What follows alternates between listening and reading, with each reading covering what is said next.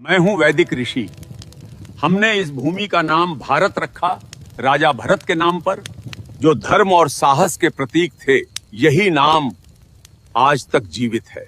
मैं हूं पुराणों का भूगोलविद। हमने भारत को जम्बू द्वीप कहा, जहां जम्बू वृक्षों से भरपूर भूमि थी। प्राचीन काल में पूरी धरती को इसी नाम से विभाजित किया जाता था। मैं हूं आर्य परंपरा का विद्वान।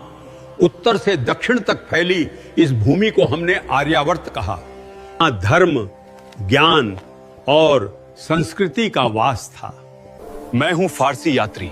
हमने सिंधु नदी को हिंद कहा और इस भूमि को हिंदुस्तान। यही नाम सदियों तक चलता रहा। मैं हूं यूनानी भूगोलविद।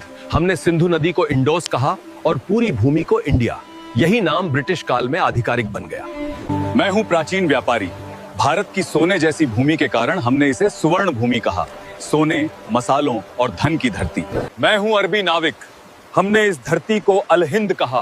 सागर, मसाला, व्यापार और ज्ञान की भूमि। मैं हूं फारसी इतिहासकार। हमने इस देश को हिंद कहा, जो सिंधु नदी से निकला नाम है। मैं हूं पुराणों का कथावाचक। इस उपमहाद्वीप को हमने भरतखंड कहा, राजा भरत की विशाल भूमि। मैं हूं चीन का भिक्षु यात्री। हमने भारत को जिहोनगना कहा, ज्ञान और आध्यात्मिकता की भूमि के लिए। मैं हूं प्राचीन चीनी इतिहासकार। हमने भारत को यिंगतू कहा, महान धर्म, संस्कृति और व्यापार की भूमि।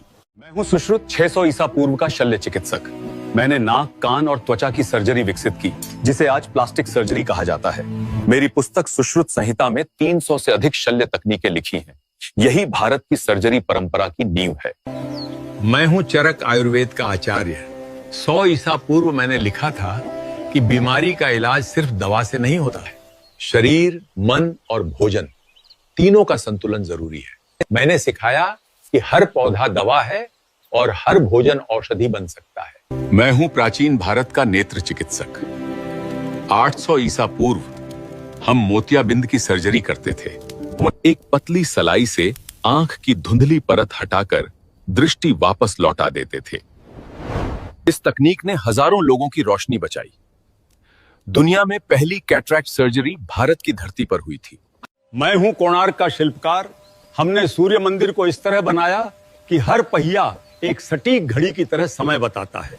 आज भी सूरज की किरणें हर घंटे पर ठीक इसी कोण से गिरती हैं, बिना किसी आधुनिक गणना के।